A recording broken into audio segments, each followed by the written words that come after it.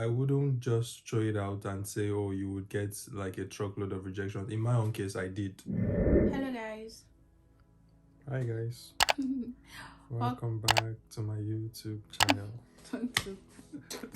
Welcome back to our channel. Like, I'm so exhausted. I don't know if it's showing on my face, but Are you exhausted? I'm tired. But I have to record this video for you guys. So today we're just practically doing answering some of the questions on YouTube. So like last week and this week, I've got a couple of questions on some of my videos concerning, you know, getting a job in the UK visa and all. So, and someone requested for a video, like a detailed video of us explaining the process at which we went through. And I was like, since I'm not the one that went through the whole process, why not I just bring the person that went through the whole job search, visa application? Because trust me, let me be honest guys, I did not do so much. My own was just, I was just doing follow. So he'll be the better person to explain like in details everything he went through. So this video is just going to be him talking to you guys, and once in a while I'll chip in. Okay. Without saying so much, let's get right into it.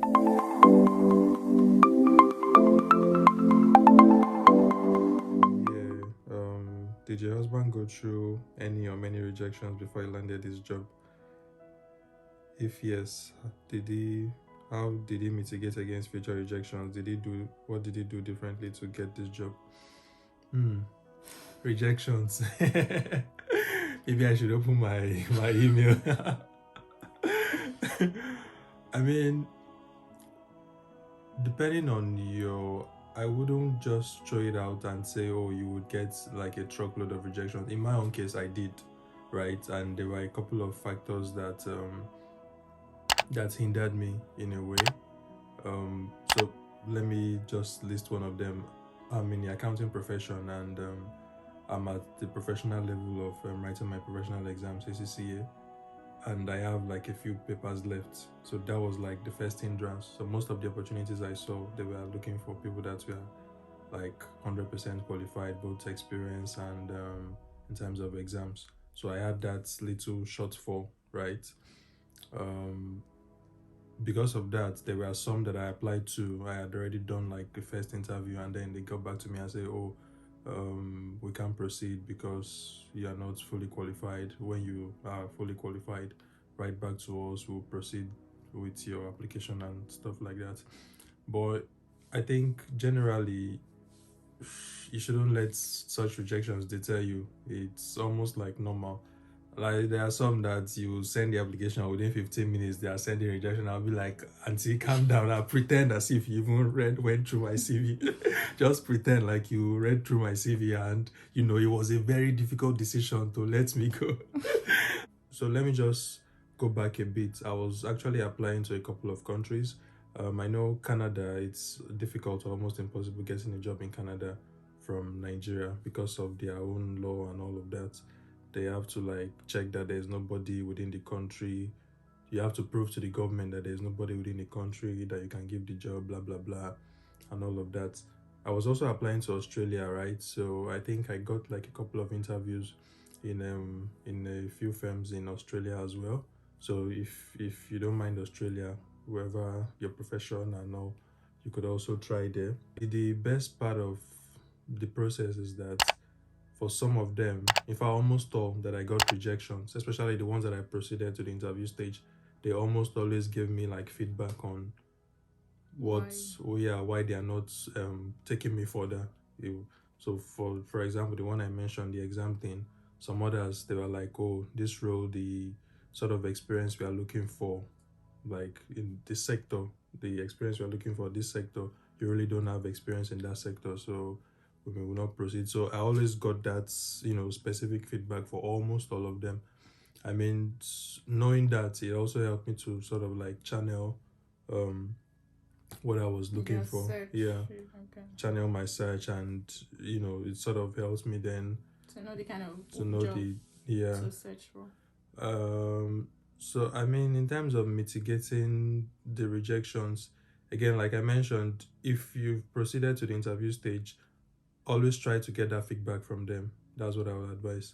Try and get feedback from your interviewer as to why you are being. I mean, for some that you apply, they just reject you via email. Of course, you just chest it, you chest it, and you move on. It's normal, right? I mean, post COVID, things are easing up a bit. Mine took a whole like way longer.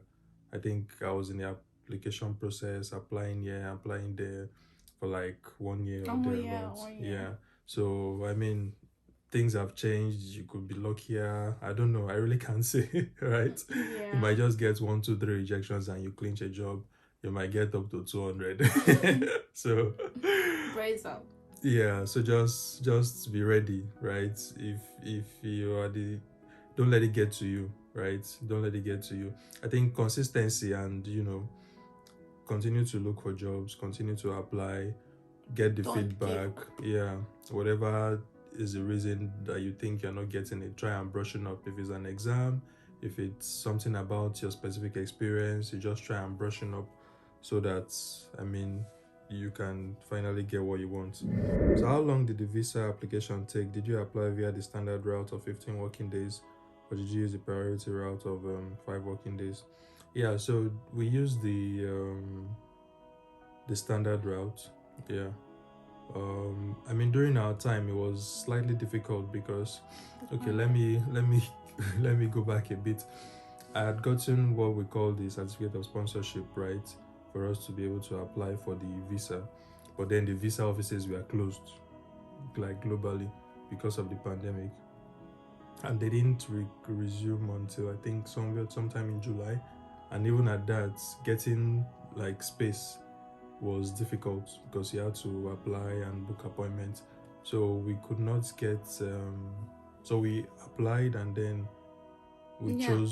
we chose sometime in September, right? Yeah. Yeah. So you start counting the number of days your visa will come out from the day you do your biometrics. Promotion. Yeah. I think it was 15 days. Yeah. So we did the standard 15 days. I mean, the process is seamless. Yeah. Once you get all your documents right, it's straightforward. It's 1+1. You just read the instruction on the visa page. You don't even need anybody to tell you anything or to collect 1 naira from you. It's that seamless. I mean, I haven't traveled abroad before. I don't have that experience, but I was able to just read through, follow all the instructions, and we submitted all our visa for all of us. And within the 15 working days, we got feedback. We just went there, picked up our passports with the visa and everything. So yeah, so 15. yeah, I mean, my employer, like, I paid with my money while in Nigeria, right? But my employer reimbursed me, so they were specific that we should use the standard route and not do the fast one. So I mean, there was also that, but I think pretty much you can do the standard if to reduce cost and all. It takes 15 working days. The priority route is 5 working days. It depends on your pocket and Your sponsor. yeah, exactly. Yeah. So whichever one, but normally the 15 working days, you will just get the email that is ready. Your passport is ready for collection. You go there, you pick it up. That's it. There's no extra delay or anything.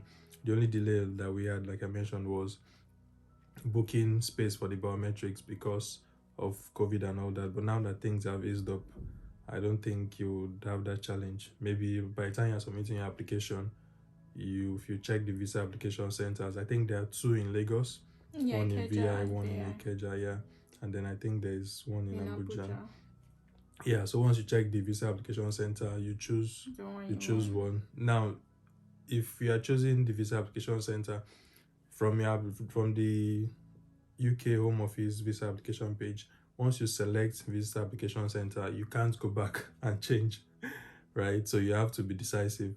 It's not like, oh, you choose Ikeja and then you see that there's no dates, because I also had that challenge.